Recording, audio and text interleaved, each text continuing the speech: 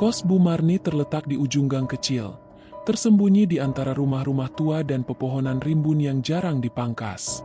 Bangunannya 2 lantai, temboknya sudah mulai mengelupas, dan lorong panjang di dalamnya selalu terasa lembab dan dingin, meski di luar panas terik. Kos ini punya 8 kamar, tapi hanya 7 yang aktif disewakan. 1 kamar selalu terkunci. Kamar nomor 4.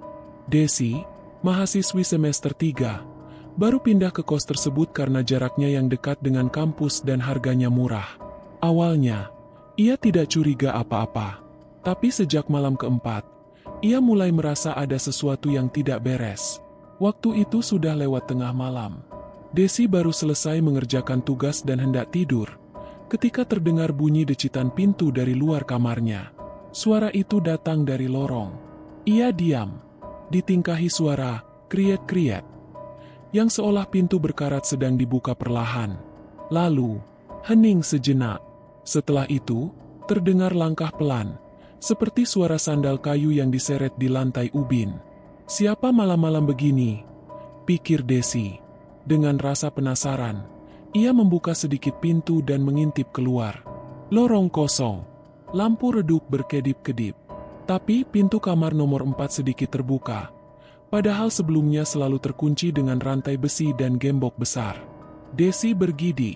Ia kembali menutup pintu, lalu tidur dengan lampu menyala. Paginya, ia bertanya pada Pak Udin, penjaga kos yang tinggal di pos depan. "Pak, semalam saya lihat pintu kamar nomor 4 terbuka. Memang ada orang yang tinggal di situ sekarang?" Pak Udin menghela napas panjang, lalu menjawab sambil menunduk. "Kamar itu, biarin aja kosong, Neng.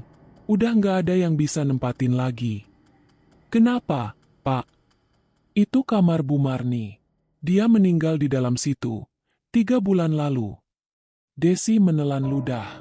Ia baru tahu kalau pemilik kos ternyata meninggal di kamar itu sendiri, dan jenazahnya baru ditemukan 2 hari setelahnya, karena bau menyengat keluar ke lorong.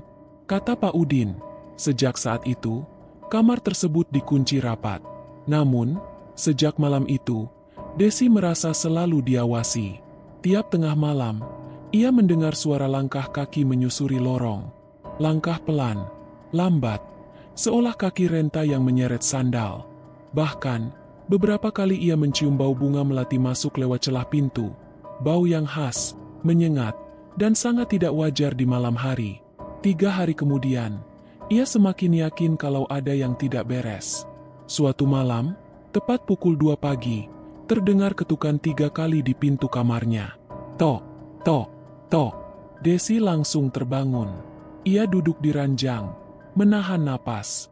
Tangannya gemetar saat meraih ponsel, tapi tidak ada notifikasi apapun. Hanya ketukan itu yang kemudian hilang begitu saja. Ia memberanikan diri mengintip melalui lubang pintu. Tidak ada siapa-siapa. Namun saat ia menengok ke ujung lorong, matanya terpaku. Pintu kamar nomor 4 kembali terbuka. Dan, seolah tak cukup menyeramkan, tirai jendela kamar itu bergerak perlahan, seperti ada yang berdiri di belakangnya. Keesokan harinya, Desi memberanikan diri mengajak penghuni kamar seberang, Rani, untuk berbincang. Rani adalah penghuni lama. Saat Desi bercerita soal pintu yang terbuka, ketukan 3 kali, dan bau melati, Rani langsung pucat. "Kau juga mengalaminya?" bisik Rani. "Dulu juga ada anak baru, namanya Dilla. Dia sempat cerita soal ketukan itu. Tapi dia nggak percaya hal begituan. Dia malah mencoba membuka kamar nomor 4. Dan besok paginya dia demam tinggi, ngigau, terus minta pulang ke kampung. Nggak pernah balik lagi sampai sekarang." Desi menelan ludah. Ketukan itu bukan cuma halusinasi. Dulu, Bu Marni meninggal sambil duduk di kursi goyang di kamar itu. Katanya, dia nungguin anaknya yang gak pernah pulang, meninggal dalam kesepian. Dan arwahnya masih di sana. Rani mengangguk pelan. Malamnya, Desi nekat menaruh ponsel di luar kamar, menghadap ke lorong, untuk merekam apa yang terjadi. Ia tidur dengan lampu menyala. Rasa takut makin menumpuk di dada. Paginya, Ia memutar rekaman. Awalnya kosong. Lalu pada menit ke-43, ada suara langkah sandal diseret. Lalu suara ketukan 3 kali terdengar jelas dari speaker ponselnya. Dan, tepat di menit ke-44:15, muncul bayangan putih samar lewat cepat di depan kamera. Desi membeku. Bayangan itu, seperti sosok perempuan tua memakai daster dan kerudung putih. Wajahnya tak terlihat, tapi gerakannya lambat. Perlahan, seolah masih menyusuri lorong, mencari sesuatu, atau seseorang. Sejak hari itu, Desi tak lagi berani keluar kamar malam-malam. Ia selalu tidur lebih awal, dan menutup pintunya rapat-rapat. Tapi meski begitu, suara ketukan tetap datang tiap pukul 2 dini hari. Dan kamar nomor 4 masih tertutup. Tapi entah kenapa, selalu ada celah kecil, seolah seseorang dari dalam ingin membuka perlahan-lahan. Malam belum usai, dan arwah Bu Marni belum benar-benar pergi. Hari ke-7 Desi tinggal di kos tua itu semakin membuatnya gelisah. Sejak tahu bahwa kamar nomor 4 dulunya milik Bu Marni, pemilik kos yang meninggal mendadak di dalam kamar, ia mulai sering dilanda mimpi aneh dan terbangun di tengah malam karena suara-suara yang tak bisa dijelaskan dengan logika. Malam-malamnya selalu diawali dengan sunyi yang terlalu hening, kemudian disusul oleh suara langkah kaki lambat, seperti sandal kayu yang diseret. Tapi yang paling membuat bulu kuduknya berdiri adalah ketukan 3 kali di pintu kamarnya. Selalu muncul tepat pukul 2 dini hari. Tok, tok, tok. Desi pernah memberanikan diri membuka pintu cepat-cepat setelah mendengar ketukan itu. Tapi lorong selalu kosong. Hanya lampu gantung yang berkedip pelan. Dan bau bunga melati yang tiba-tiba menyengat hidung. Entah datang dari mana. Ketika ia bertanya kepada penghuni lain, Rani, mahasiswi tingkat akhir yang sudah 2 tahun tinggal di kos itu, wajahnya langsung berubah pucat. Kamu juga sudah mulai mendengar ketukannya? Iya, jawab Desi. 3 kali. Setiap malam. Jam 2. Kalau sudah begitu, biasanya dia mau nunjukkan dirinya. Desi membeku. Siapa dia? Bu Marni, bisik Rani. Arwahnya masih di sini. Dia belum mau pergi karena masih nunggu anaknya. Dina, sudah 5 tahun anaknya nggak pernah pulang. Dan Bu Marni meninggal waktu lagi duduk sendirian, sambil bawa foto anaknya. Desi menelan ludah. Rasa merinding merayap dari tengkuk hingga ke punggung. Biasanya arwahnya cuma ngetuk-ngetuk dulu, lanjut Rani. Tapi kalau kamu respons atau buka pintu, dia bisa lebih dekat. Malam itu, Desi tak bisa tidur. Ia menaruh ponsel di atas meja, kamera diarahkan ke pintu, lalu menyalakan perekam suara. Lampu kamar tetap menyala. Tepat pukul 1:59, suasana kos begitu senyap. Tidak ada suara jangkrik, tidak ada angin, bahkan detik jam dinding pun terasa menekan. Dan kemudian, tok, tok, tok. Desi langsung duduk di atas ranjang. Napasnya berat. Jantungnya berdetak begitu cepat, seolah bisa pecah kapan saja. Ia menatap lurus ke pintu, tapi tak berani bergerak. Ketukan itu tidak terdengar seperti suara orang mengetuk dengan tangan. Lebih pelan, berat, seperti ketukan dari tangan renta yang sudah tak punya tenaga. Ia tidak membuka pintu, tapi suara langkah perlahan mulai terdengar menyusuri lorong. Kali ini, suara itu berhenti tepat di depan pintu kamar Desi. Diam, sini. Dan dalam keheningan itu, ia mencium bau yang sangat menyengat.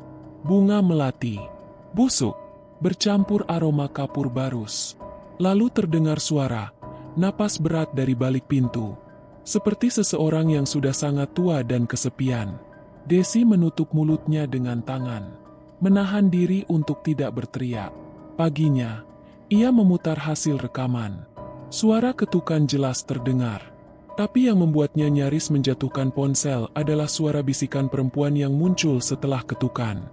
Dina, Dina, pulang, nak. Suara itu serak, terdengar seperti seseorang yang sedang menangis. Terputus-putus, dan sangat nyata. Tangannya gemetar. Rani yang ikut mendengar langsung menutup telinganya. Itu dia, itu suara Bu Marni. Dia nyebut nama anaknya. Gumam Desi. Iya. Dulu, sebelum meninggal, Bu Marni sering duduk di depan kamar, ngomong sendirian. Dia suka nyanyi lagu anak-anak, sambil panggil-panggil nama Dina. Beberapa hari kemudian, suasana makin mencekam.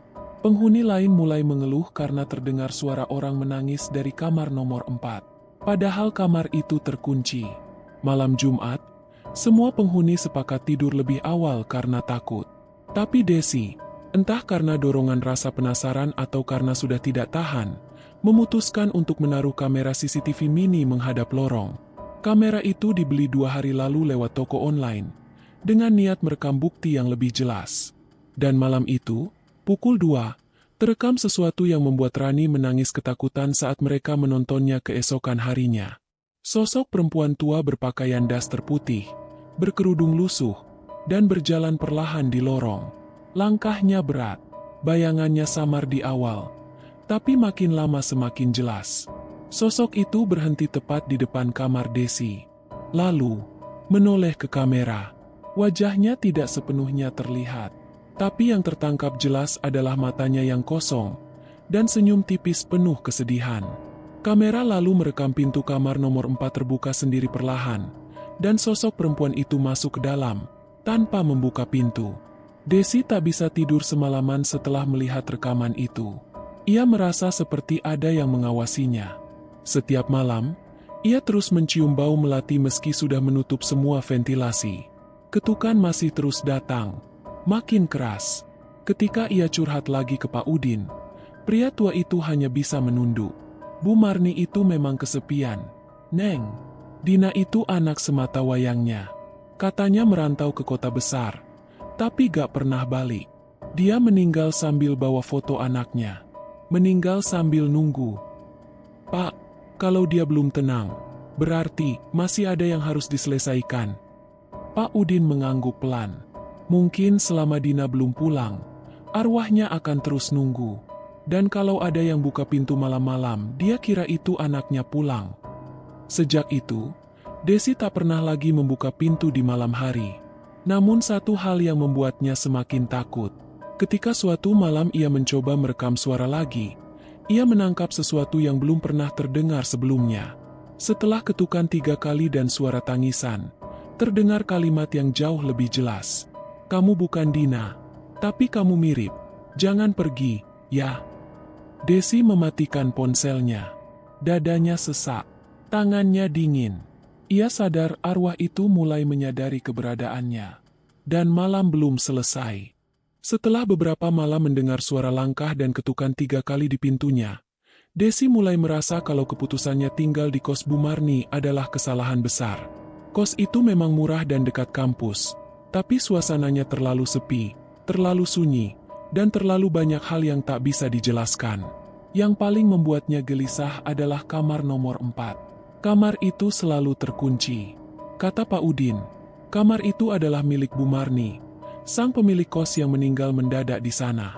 Sejak kematiannya 3 bulan lalu, kamar tersebut sengaja dibiarkan kosong. Namun Desi tahu betul, kamar itu tidak pernah benar-benar kosong. Setiap malam, ia mendengar suara lirih dari dalam kamar.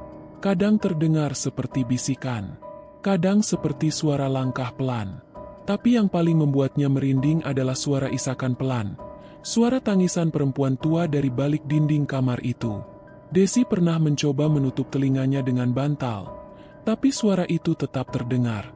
Tangisan itu pelan, tapi memilukan. Seolah seseorang menangis sambil menyebut nama. Dina, Dina. Pada suatu malam, rasa penasaran mengalahkan rasa takut. Desi mengajak Rani untuk menyelidiki kamar nomor 4 dari luar. Di sisi kanan kos, ada jendela yang menghadap ke kamar nomor 4. Jendela itu tertutup tirai lusuh berwarna krem. Mereka mengendap-endap ke sisi luar, membawa senter kecil, berharap tidak membuat suara. Saat mereka mengintip ke dalam melalui celah tirai, jantung Desi nyaris berhenti. Tirai itu bergerak sendiri, perlahan, seolah ada angin dari dalam kamar. Tapi malam itu tak ada angin. Udara sangat pengap dan sunyi. Dan di dalam, mereka melihat bayangan hitam bergerak pelan di sudut kamar. Buru-buru mereka mundur. Rani langsung menggenggam tangan Desi kuat-kuat. "Kita harus tahu siapa yang ada di dalam kamar itu," bisik Desi. "Gak ada siapa-siapa, Des," jawab Rani. Wajahnya pucat. "Yang kamu lihat tadi, bukan manusia." Malamnya, mereka mencoba merekam suara dari depan kamar nomor 4. Rani membawa ponsel lamanya dan menyelipkannya di bawah rak sepatu, persis di depan pintu kamar. Mereka pasang perekam suara selama 1 jam, dari pukul 1 hingga pukul 2 dini hari.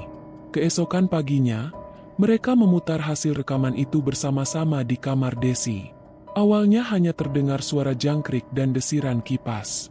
Tapi di menit ke-43, suara itu muncul. Tangisan, pelan, penuh duka. Seorang perempuan tua, menangis terisak, seolah sedang berbicara pada seseorang. "Dina, kamu belum pulang, ya? Ibu kangen. Ibu sendirian di sini." Suasana kamar langsung menjadi dingin. Rani menutup mulutnya. Matanya berkaca-kaca. "Des, itu suara Bu Marni." Sejak malam itu, suara tangisan semakin sering terdengar. Tapi yang aneh, hanya Desi dan Rani yang bisa mendengarnya. Penghuni lain, ada 4 mahasiswi lain di lantai 2, tidak pernah mendengar apapun. Bahkan mereka mulai menjauhi Desi karena menganggapnya terlalu paranoid. Suatu malam, Desi bermimpi. Dalam mimpinya, ia berdiri di lorong kos. Semuanya gelap. Hanya kamar nomor 4 yang terbuka sedikit dan memancarkan cahaya redup dari dalam. Dari dalam kamar, terdengar suara isak tangis. Lalu perlahan, sosok perempuan tua dengan rambut memutih keluar dari kamar. Wajahnya penuh keriput, matanya sembab, dan tangannya menggenggam boneka kecil lusuh berwarna pink. "Kamu, Dina?" tanya sosok itu. Suaranya serak. Desi tak bisa menjawab. Tubuhnya kaku, tak bisa bergerak. Lalu sosok itu mendekat perlahan. Dan saat wajahnya hanya sejengkal dari wajah Desi, ia berteriak, "Kenapa kamu tidak pulang?" Desi terbangun dengan napas terengah-engah. Tubuhnya basah oleh keringat dingin. Jam dinding menunjukkan pukul 2 tepat. Dan dari balik dinding kamarnya, kembali terdengar tangisan pelan. Seolah mimpi itu bukan hanya sekadar mimpi. Rani akhirnya memutuskan mencari tahu lebih jauh tentang Dina, anak Bu Marni. Ia menelusuri berita lama di internet, dan menemukan artikel dari 5 tahun lalu. Judulnya, "Gadis remaja dilaporkan hilang setelah bertengkar dengan ibunya."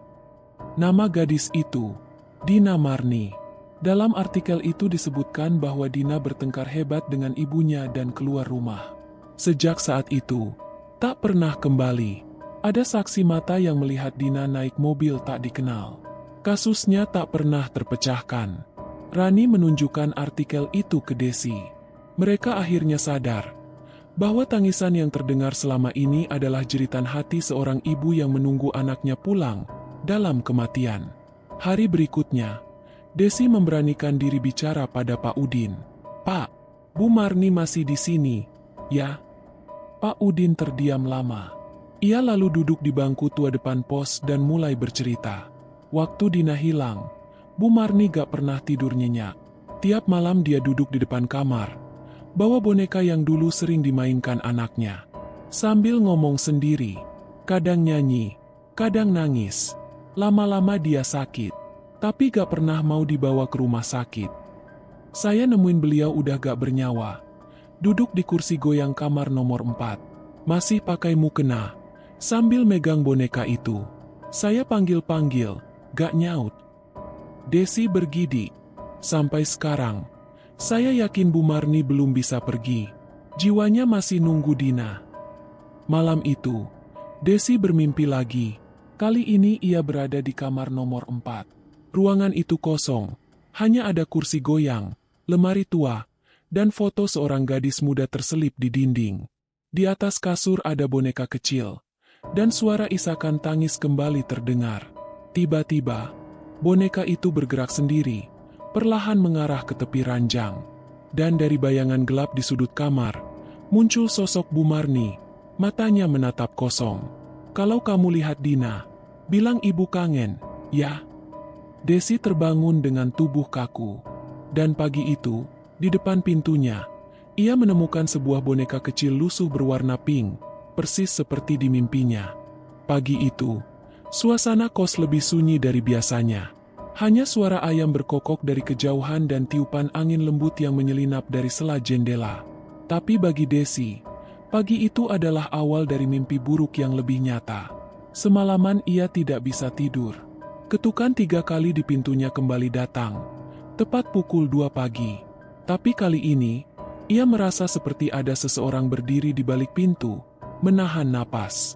Suara seretan sandal kayu terdengar sangat dekat, seolah hanya dipisahkan oleh selembar papan pintu tipis. Ia tidak berani membuka pintu, hanya memeluk bantal, berdoa dalam hati, dan berharap malam cepat berlalu. Setelah mandi pagi, Desi melihat Pak Udin sedang mengangkat lemari sepatu yang berada di ujung lorong lantai 1. Lemari itu sudah reot dan salah satu kakinya patah. Saat tersenggol, lemari itu roboh pelan dengan bunyi duk, dan mengeluarkan tumpukan debu dari bawahnya. Yang membuat Desi membeku adalah sesuatu yang terlihat menggelinding keluar dari bawah lemari. Sebuah boneka kecil berwarna pink. Boneka itu tampak usang. Matanya hanya satu yang tersisa. Bajunya kotor penuh bercak debu dan tanah. Tapi di bagian dadanya, ada nama yang ditulis dengan spidol hitam yang sudah mulai pudar. Dina. Pak Udin membungkuk perlahan dan mengambil boneka itu dengan kedua tangan gemetar. Wajahnya mendadak muram, dan suaranya parau saat bicara. Ini bonekanya Dina. Desi menoleh cepat. Dina? Anak Bu Marni. Pak Udin mengangguk pelan. Waktu kecil, Dina gak pernah tidur tanpa boneka ini. Selalu dibawa kemana-mana. Waktu Dina hilang, bonekanya juga gak ketemu. Saya kira dibawa dia waktu kabur. Desi menggigit bibirnya. Matanya tak lepas dari boneka itu.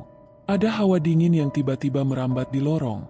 Seolah kehadiran benda itu membuka pintu antara dua dunia. Malam harinya, Desi tidak bisa berhenti memikirkan boneka itu.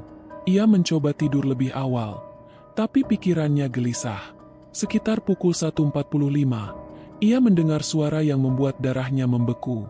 Suara tawa anak kecil. Pelan, sayup, tapi jelas berasal dari lorong. Disusul suara langkah kaki kecil yang berlari, tap-tap-tap, kemudian hilang begitu saja. Desi memberanikan diri mengintip dari balik lubang pintu. Lorong tampak sepi. Tapi saat ia menunduk ke arah lantai, boneka itu ada di depan pintu kamarnya. Tepat di atas keset, berdiri tegak menghadap ke pintu. Padahal Pak Udin menyimpannya di laci gudang siang tadi. Desi mundur beberapa langkah. Napasnya memburu. Jantungnya seperti dipukul palu. Dengan tangan gemetar, ia mengambil ponsel dan menghubungi Rani. Ran, boneka Dina ada di depan kamarku. Tadi siang disimpan di gudang, tapi sekarang ada di sini. Rani datang 5 menit kemudian. Mereka berdiri terpaku melihat boneka itu. Des, kita harus balikin boneka ini ke tempatnya. Jangan biarin dia berpindah-pindah. Desi mengangguk, tapi dalam hatinya, ia tahu sesuatu sedang berubah. Suasana kos semakin pekat. Malam-malam semakin panjang. Esoknya, mereka menemui Pak Udin dan meminta izin untuk masuk ke kamar nomor 4, kamar peninggalan Bu Marni. Awalnya Pak Udin menolak keras. Nggak bisa. Kamar itu harus tetap dikunci. Tapi, Pak, boneka Dina sudah kembali. Arwah Bu Marni mungkin butuh diselesaikan. Kita gak bisa terus diikuti ketukan malam dan suara tangisan. Pak Udin terdiam lama. Akhirnya ia menyerahkan kunci tua dari kantong celananya. Kalau kalian mau masuk, masuk siang-siang. Jangan lama-lama. Dan jangan ambil apapun dari dalam. Pukul 11 siang, Desi dan Rani membuka kamar nomor 4 untuk pertama kalinya. Begitu pintu terbuka, bau apek dan kapur barus langsung menyergap. Udara di dalam terasa berat. Ruangan itu kecil dan sederhana. Ada kasur lipat, lemari kayu tua, dan kursi goyang di sudut ruangan. Kursi itu retak di bagian lengan, tapi masih berdiri kokoh, dan menghadap ke jendela. Seolah pemiliknya sering duduk menunggu seseorang datang dari luar. Di atas kasur, tergeletak sebuah foto bingkai tua. Seorang wanita tua, Bu Marni, berdiri sambil memeluk anak remaja perempuan.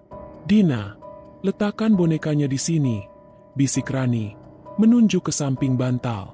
Desi mengangguk dan menaruh boneka itu perlahan, tepat di sebelah bingkai foto. Tiba-tiba, kursi goyang bergoyang pelan, tanpa angin. Kreek, kreek, kreek. Desi mundur beberapa langkah. Rani menarik tangannya, dan mereka buru-buru keluar kamar. Sebelum pintu tertutup, Desi sempat menoleh ke dalam, dan ia melihat bayangan samar duduk di kursi itu. Perlahan menoleh ke arahnya, dengan tatapan penuh duka. Sejak hari itu, suara tangisan tidak lagi terdengar dari kamar nomor 4. Ketukan di pintu pun berhenti. Tapi, keheningan itu bukan tanda semuanya sudah selesai. Karena seminggu kemudian, ada penghuni baru pindah ke kos tersebut. Seorang mahasiswi tingkat 1, menempati kamar nomor 4, yang menurut Pak Udin, sudah bersih secara spiritual. Malam pertamanya tenang. Tapi esoknya, gadis itu mendatangi Desi dengan wajah pucat pasi. "Mbak, aku dengar suara tangisan dari pojok kamar. Terus kayak ada yang duduk di kursi goyang sambil nyebut nama." "Nama siapa?" tanya Desi, walau ia sudah tahu jawabannya. Gadis itu menjawab dengan suara gemetar. "Dina." Kursi goyang itu masih ada. Boneka itu tetap di atas bantal. Dan meski tangisan tak lagi terdengar setiap malam, arwah Bu Marni belum benar-benar pergi. Ia hanya sedang duduk diam, menunggu. Desi pikir semuanya sudah berakhir. Setelah ia dan Rani mengembalikan boneka kecil milik Dina ke dalam kamar nomor 4, suara ketukan dan tangisan berhenti. Tak ada lagi langkah sandal kayu di malam hari. Tak ada bisikan. Tak ada bau melati. Kos itu terasa normal. Tapi keheningan yang datang justru membuat Desi semakin tidak tenang. Ia tahu, sesuatu masih tertinggal. Seperti luka yang belum sembuh, atau janji yang belum ditepati. Lalu malam itu datang. Pukul 2 dini hari, Desi kembali bermimpi. Dalam mimpinya, ia berada di dalam kamar nomor 4. Tapi kali ini semuanya tampak berbeda. Ruangan itu terang oleh cahaya temaram dari lampu dinding. Udara hangat dan tenang. Di sudut ruangan, kursi goyang tua bergerak pelan. Duduk di atasnya, seorang perempuan tua mengenakan mukena putih.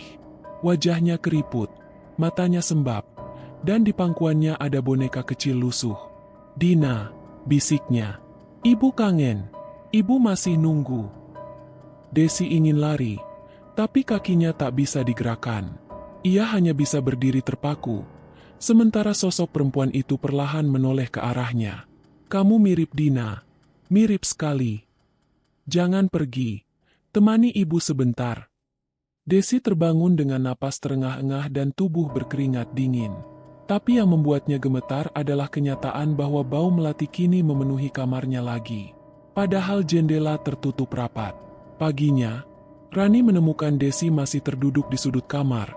Matanya sembab dan penuh ketakutan. Setelah mendengar cerita mimpi itu, Rani hanya bisa menatap kosong. "Des, sepertinya kamu sudah dilihatnya bukan sebagai penghuni kos, tapi sebagai pengganti anaknya." "Pengganti?" Suara Desi bergetar. "Iya, kamu tinggal di kamar sebelah. Kamu peduli. Dan kamu mirip dengan Dina. Setidaknya begitu kata arwahnya. Mungkin Bu Marni menganggap kamu adalah sosok yang selama ini dia tunggu." Desi terdiam. Jantungnya berdetak tak karuan. Jika benar demikian, maka ia bukan hanya sekadar saksi, tapi sudah terikat dengan sosok dari dunia lain. Untuk pertama kalinya, Desi memutuskan membuka album lama milik kos yang disimpan Pak Udin. Di sana, ia melihat foto-foto penghuni lama, termasuk foto Bu Marni bersama anak gadisnya, Dina. Dan benar, Dina sangat mirip dirinya. Wajah bulat, kulit sawo matang, bahkan bentuk senyumnya pun hampir sama. Wajar jika arwah Bu Marni salah mengenali. Atau, mungkin memang tak ingin membedakan. Beberapa hari setelah itu, Desi mengalami kejadian yang membuat semua ketakutannya nyata. Malam Jumat, saat semua penghuni sedang tidur, Desi terbangun lagi tepat pukul 2. Tapi kali ini, tidak ada ketukan di pintunya. Yang ada adalah suara derit kursi goyang dari kamar sebelah. Krek, krek, krek. Desi memberanikan diri membuka pintu. Lorong gelap dan dingin. Tapi kamar nomor 4 kini terbuka lebar. Cahaya dari dalam menyebar samar. Dan di dalam kamar itu, ia melihat sesuatu yang tak pernah ia lupakan seumur hidup. Sosok Bu Marni duduk di kursi goyang. Menatap langsung ke arahnya. Di pangkuannya, boneka Dina tergenggam erat. Dan di sampingnya, berdiri sosok bayangan anak kecil. Tidak utuh, samar, tapi jelas menunjukkan wujud perempuan muda mengenakan seragam sekolah. Seketika, sosok itu menatap Desi. Matanya kosong. Tidak marah, tidak senang. Hanya sedih. Ibu, itu bukan aku. Suara hantu kecil itu lirih. Dan tiba-tiba, kursi goyang berhenti. Sosok Bu Marni menoleh pelan ke bayangan kecil itu. Lalu kembali menatap Desi. Kamu bukan Dina? Tanyanya lirih. Desi hanya bisa menggeleng.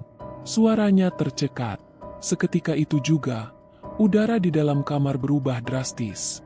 Lampu berkedip, tirai berkibar, dan jeritan pilu terdengar dari dalam. Sosok Bu Marni berteriak, bukan marah, tapi penuh kesedihan. Kalau kamu bukan Dina, lalu di mana anakku? Pintu kamar tertutup keras. Brak, Desi terdorong ke belakang dan terjatuh. Napasnya tercekat, tubuhnya kaku. Lorong gelap gulita. Keesokan harinya, Desi dan Rani memutuskan menghubungi seorang ustaz setempat yang juga ahli ruqyah. Mereka menceritakan semua kejadian, mimpi, boneka, suara tangisan, bahkan perjumpaan langsung.